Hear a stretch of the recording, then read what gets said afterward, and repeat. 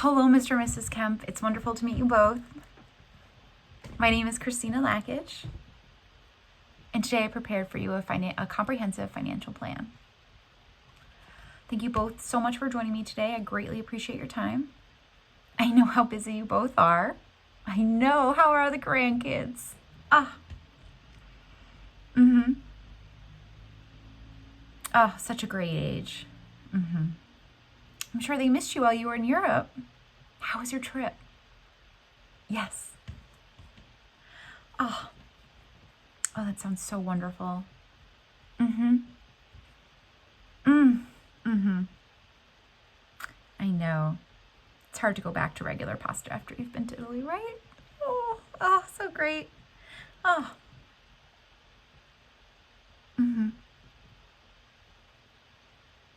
Oh, how special. Well, once again, thank you both for joining me today. So the format of the meeting is that we're going to go through the different areas of financial planning, and we'll have some recommendations for you. From there, at the end, we'll have some actionable items. And as we're going through, please interrupt me should you have any questions. And if anything comes up later on, please feel free to reach out. I know how sometimes we can just be, at the grocery store shopping and then thought gets popped in the head. Yes, I'm available to speak to you either by email or a phone call. Yes, Mrs. Kemp. Yes, I'll be emailing you both everything that we've covered here today, as well as a few other items that I'd like to have you both look at. Yes. All right. Great. So we're going to go ahead and get started. First up is insurance. So the homeowner's policy on your primary residence is insufficient relative to your home's fair market value. The homeowner's policy on your primary residence needs to be at least 80% of $775,000 or $620,000. Your current policy only provides $400,000 of coverage, which could represent a significant shortfall should anything happen.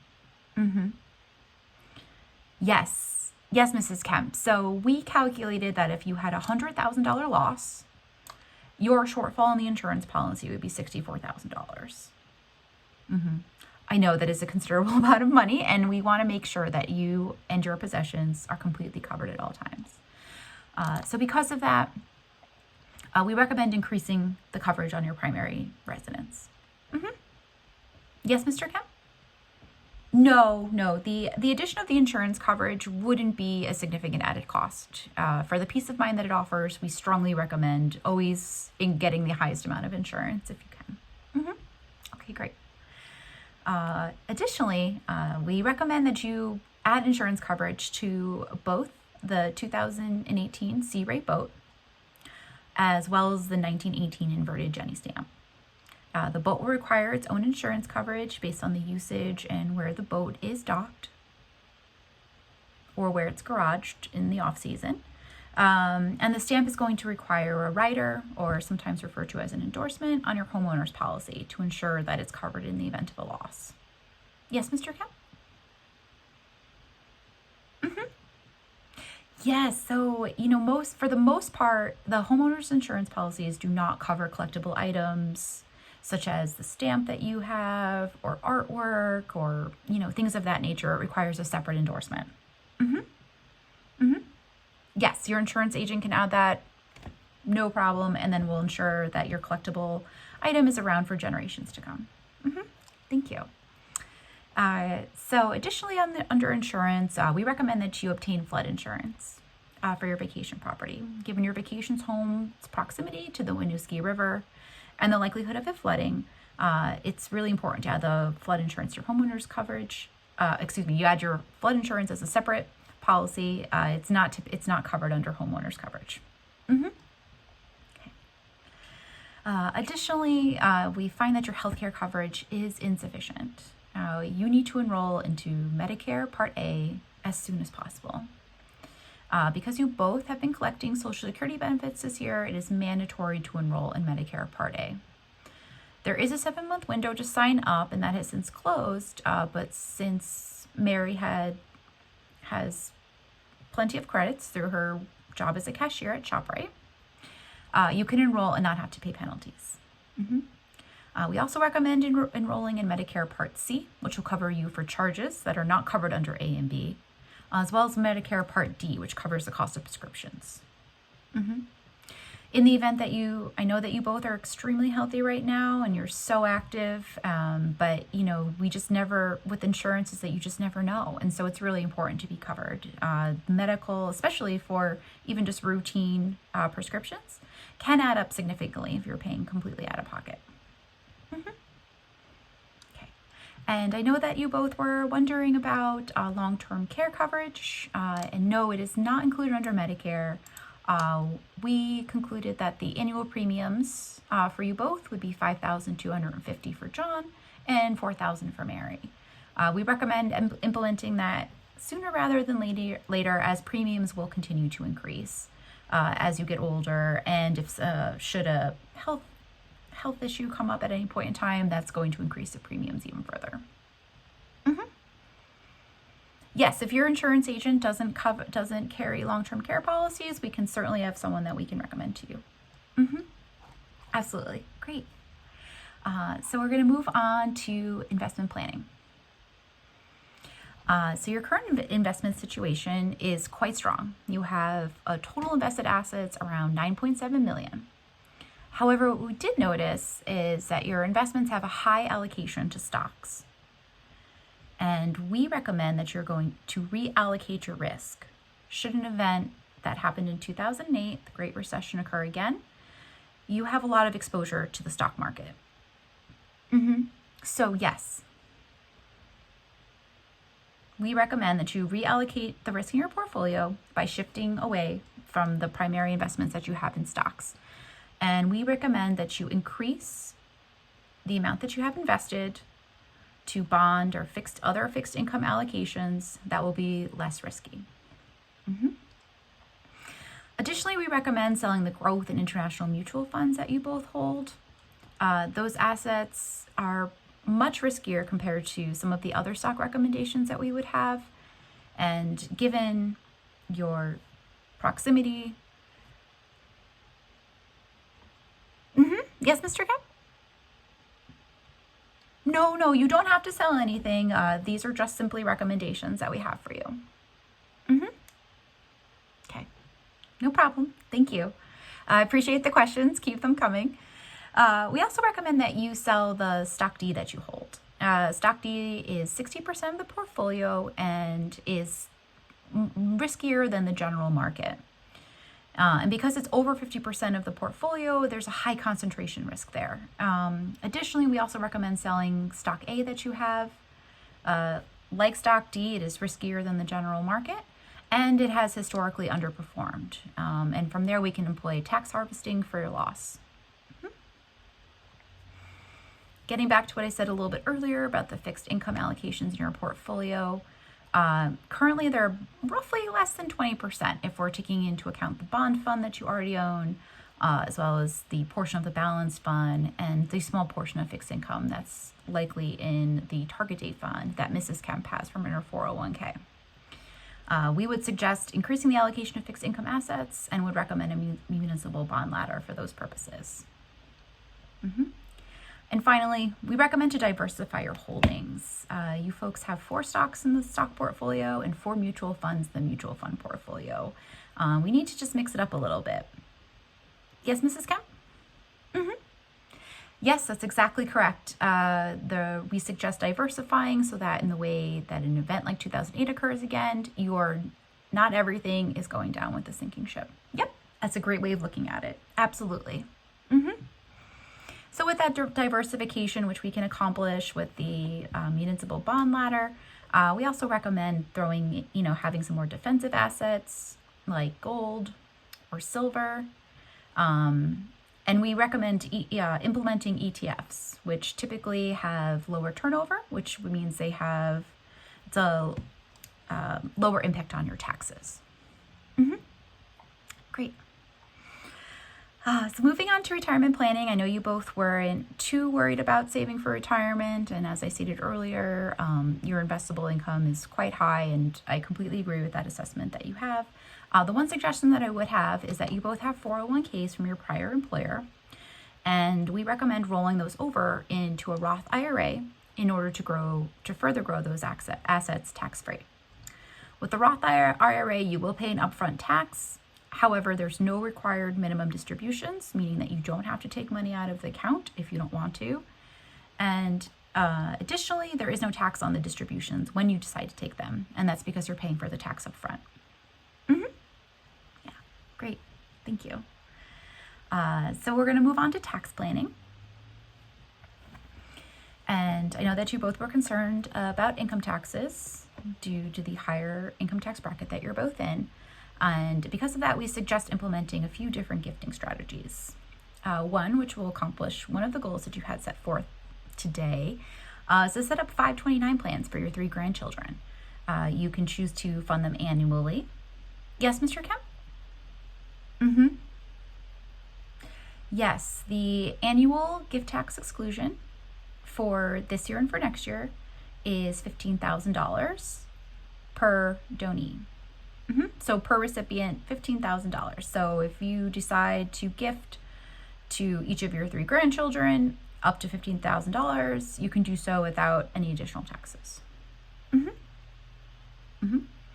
So with the 529 plans, there's also an option to super fund them, which is at $75,000 per plan. And what that does is it spreads out basically over 5 years. Another gifting strategy that we recommend is you can, if you prefer to, since you're both charitably inclined, if you prefer not to sell the stocks or the mutual funds that we recommended, you can choose to gift gift the stocks or the mutual funds into a donor advised fund. Additionally, if you decide to implement the rollover strategy for your 401ks, once the Roth IRA is set up and you reach 70 and a half years old, you can set up a qualified charitable distribution. And yes, Mr. Kemp, I know you had some questions about the Jenny stamp and the tax rate on that. So the tax rate for all collectibles is 28%. And, taking into account that you anticipate that the value of the Jenny stamp will increase to $1.55 million in 10 years, and then also assuming a small commission for the sale, we estimate that it will probably be around 15%.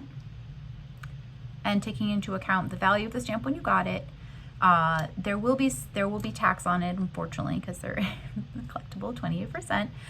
The federal tax liability will be $165,900. Another strategy that we have to reduce your income tax liability is that when and if the time comes for your grandchildren to attend college or a trade school, you can make direct educational contributions to the school, and those contributions do not count as gifts and will help reduce the value of your gross estate. Yes, Mr. Kemp? Absolutely. So if Sarah, Boston College is her dream school and she gets in and you want to make a direct contribution directly to Boston College, not to Sarah, then yes, those contributions do not count as gifts and can help to reduce the amount of monies that you have in your gross estate so that we can avoid trying to reduce your estate taxes as much as possible. Great question. Thank you. All right. Finally, to estate planning. So we noticed that there was no essential estate planning documents in place. I know you both have wills drawn up, but we did not see any healthcare proxies or powers of attorneys or any such forms of that nature should the event that you both become incapacitated. We recommend addressing those immediately to remedy this situation. We can recommend an estate planning attorney who is specialized in this area and will be able to draft up those documents for you. So taking a look at the combined gross estates, you're fairly close to exceeding the federal maximum estate federal estate maximum of 23.16 million per married couple, roughly 11.58 million per individual. Because of that, we suggest that you employ one or more of the gifting strategies that we just talked about to help reduce the value of your gross estate and also reduce the risk that your heirs would have to pay estate tax should you both have an untimely death. Additionally, we suggest when you meet with the estate planning attorney that you discussed in greater detail the implementation of a bypass trust, estate equalization, as well as possibly the implementation of a charitable remainder trust, since you both are charitably inclined. Due to the titling of some of your assets, they would be subject to probate, regardless of how the will is directed. So we recommend that you change the title of your assets from sole ownership to joint in tenants. So that means that if one spouse has an untimely death, then automatically everything will pass to the other spouse, and that it avoids probate, which is definitely something we want to do. Probate is very time consuming. It can be expensive. And it's just it just drags out everything much longer than I think anyone would want it to. So for the assets that you have currently as sole ownership, those are the CDs, the mutual fund portfolio, the installment receivable, the 401ks, the vacation home, vehicles, and the boat and trailer, and the Jenny stamp. Yes, we recommend that you change all of those to joint tenancy. Thank you. And then for the CDs, specifically those, if you do not feel comfortable changing the titling of that asset, you can add a what's called a payable at death POD beneficiary. And once the POD is noted on the account, the money will pass directly to the beneficiary and avoid probate. Additionally, both of your 401k accounts, the beneficiary is to your estate. So because of that, because it's not to a direct individual, it's going to increase the amount of your probate estate. And because we would like to avoid that, we suggest selecting the beneficiary as an individual for those assets. So that account will avoid probate. That can be updated if and when you decide to implement rolling over those accounts into a Roth IRA. Finally, this is not an area of concern, but we would just like to let you know that for the John's insurance policy, the one that was transferred to an ILA in 2018, we would like to let you know that there is a 3-year look back period on that. So meaning if John were to pass away in less than 3 years, the entire value of that would go back into John's gross estate and not be subject to the marital deduction. Yes, I know it's just another rule. I know, but we think that the transition into the ILA was the right move. But we just wanted to let you know about the 3-year look back period because most folks are not aware of that. Absolutely. All right, and finally for today, we have some actionable items for you. We do recommend that you visit with the estate planning attorney as soon as possible to obtain the proper estate planning documents to plan for either spouse's incapacity. An attorney can assist with implementing all the estate plan recommendations that we've made in this plan, which includes the bypass trust and or a charitable remainder trust. And if possible, we recommend folks trying to meet with an attorney sometime this week or early next week. Also, we recommend that you address the deficiencies for the insurance deficiencies for the primary residence, the boat, and the rider or endorsement for the Jenny stamp, the umbrella coverage, and Medicare immediately. Oh, what was that, Mr. Kemp? Oh, I'm so sorry. Excuse me. I think I forgot to mention something under your insurance recommendations.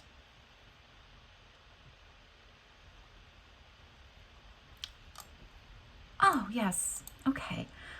So for the number of homes and the assets that you both have, which are quite substantial, we recommend increasing the umbrella policy that you have, which is currently at $1 million, and we recommend you increasing that to the value of your net worth. So we have that your net worth as of December 31st of 2020 was $13,516,938. And because umbrella policies are in $1 million increments, we recommend that you increase that amount to $14 million. I'm terribly sorry about that. Thank you so much for pointing that out to me. Yes. Yeah, I absolutely understand that the $14 million umbrella seems a little high, but the actual cost of these isn't going to be that significant, and it's really important that we have you both fully covered in the event of anything that might occur. Yes. Thank you for pointing that out to me. All right. Thanks. So if we recommend that you reach out to your insurance agent to update those deficiencies as soon as possible. Like I said earlier, if your insurance agent doesn't cover long-term care policies, we can certainly put you in touch with an insurance agent that does. And finally, back to the investment recommendations, we recommend that you diversify and reallocate the risk that's in your investment portfolios. We can work with you in a little bit more detail on that going forward, so that we can develop an asset allocation strategy that will maximize the investment returns and minimize taxes, and is aligned with your tolerance for risk. So we can if you're open to some of the recommendations that we have, we can certainly present investment planning recommendations for you in greater detail at our next meeting. Yes, so what I'll do is, to wrap up this meeting, is that if you both don't have any other questions, what I'll do is I will email you everything that we discussed today. And again, like I said earlier, happy to answer any additional questions that come up. And I'm hoping that we'll be able to meet again in a few weeks' time. Does that sound good to you both? Yeah, nope, 3 weeks is completely fine, Mr. Kemp. Yes, I know how busy you both are and trying to enjoy the retirement life as much as possible, so absolutely. So what I'll do is I'll email you everything that we discussed today, and if anything comes up, please reach out. Great. Thank you both so much. It was wonderful to meet you. Yes. Take care. Stay well. Thanks. Bye-bye.